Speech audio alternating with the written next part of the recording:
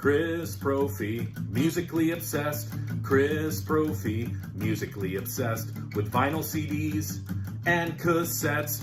Chris Prophy, musically obsessed. Oh yeah! So I didn't know how far I was going to go with this Deep Purple song ranking, but my good friend JC, he's like, you've got to do the album Burn because it's my favorite Deep Purple album. So JC, this is for you. Today I am ranking the songs on Deep Purple's 1974 album, their 8th studio album overall at the time, Burn. All right. Now, some changes happened in the Deep Purple family at this time. This is the first album with the Mark III lineup. Ian Gillan left.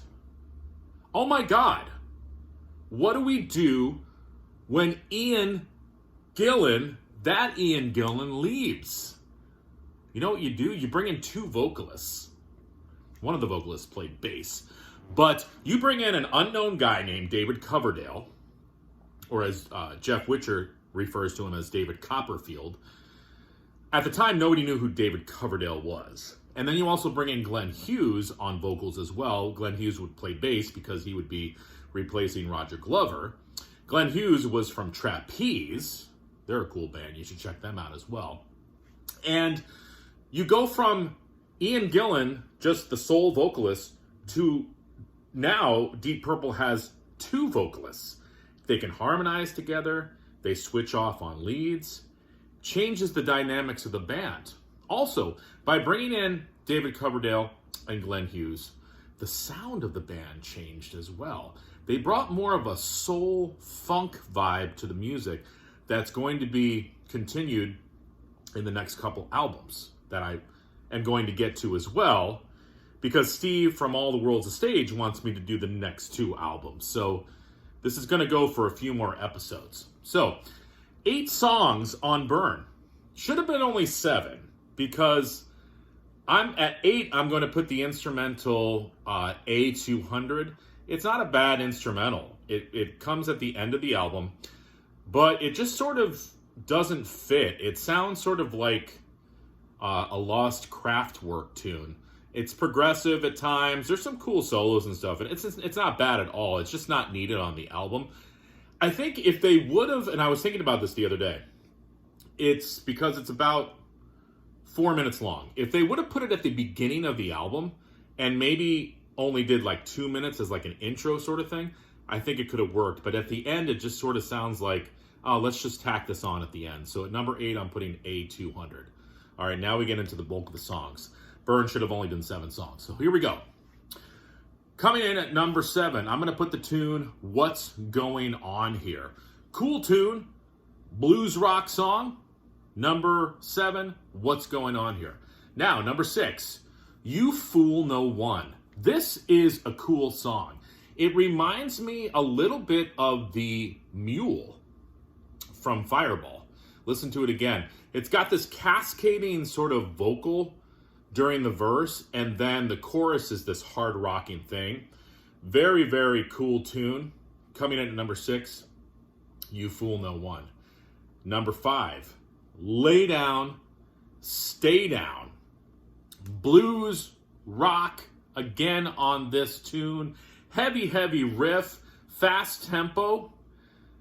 Really, really interesting song to listen to. I think that was what was cool about this time of Deep Purple. You know, I just did a review on Who Do We Think We Are. I think Deep Purple had lost a little bit of steam by that point. David Coverdale and Glenn Hughes brought in some new energy to the band. You can hear it in these songs, especially a song like Lay Down, Stay Down. Number 4, Might Just Take Your Life. Slow, groovy tune, funky. Listen to the harmonies on this song. Glenn Hughes and David Coverdale, their voices mesh perfectly. Love the harmonies on Might Just Take Your Life. Now, the top 3. Let me just review, though. So at number 8, we had A200, the instrumental. Number 7, What's Going On Here. Number 6, You Fool No One. Number 5, Lay Down, Stay Down. And number 4, Might Just Take Your Life. Now, the top 3. So think about, what would your top 3 be? Think about it, because I'm going to tell you mine. So here we go. Number 3, Sail Away. It opens with this Stevie Wonder sort of superstition vibe, this riff, the Stevie Wonder vibe. And then, Glenn and David are switching off on vocals. But the thing that makes this song is the chorus. Listen to the rhythm that Ian Pace lays down on the drums on that tune of Sail Away. It's this almost an island vibe to it. Listen to it again. Ian Pace coming at you with a killer rhythm in the song Sail Away. Now, number 2, Mistreated. I was thinking about this. Ian Gillan had rock in his voice. David Coverdale had sex in his voice. Yes, he did. And I just said that, and it's true. This man, when he sang, women took their clothes off. I'm sure they took their clothes off for Ian Gillan too, but more women, if we were to do a graph, more women took their clothes off for David Coverdale. Mistreated, oh my God. The vocal abilities of David Coverdale. I'm surprised nobody knew who this guy was before Deep Purple. I don't think he even could get arrested. Mistreated is such a great song that when David Coverdale left and formed Whitesnake, he still did the song Mistreated. When Ritchie Blackmore left Deep Purple and formed Rainbow, Rainbow did Mistreated. It's that good of a song. Number 2, Mistreated, and that leaves number 1, Burn. Man, it opens up the album and it showed people that, yeah, Ian Gillan left, can't do Child in Time anymore. Roger Glover left, but we can still kick your ass. The riff on Burn, amazing. The vocal duo of Glenn and David, amazing. But I want to point something out in this song. There is a classical music vibe to this tune in some of the solos and the arrangement that Ritchie Blackmore is laying down on this. Listen to the solos again, and you're gonna hear some classical music. And that's really the first time with Deep Purple that I've heard that on this album, which I think is pretty cool. So, Burn, JC, I can see why it's your favorite album. My countdown again: number 8, A200. Number 7, What's Going On Here. Number 6, You Fool No One. Number 5, Lay Down, Stay Down.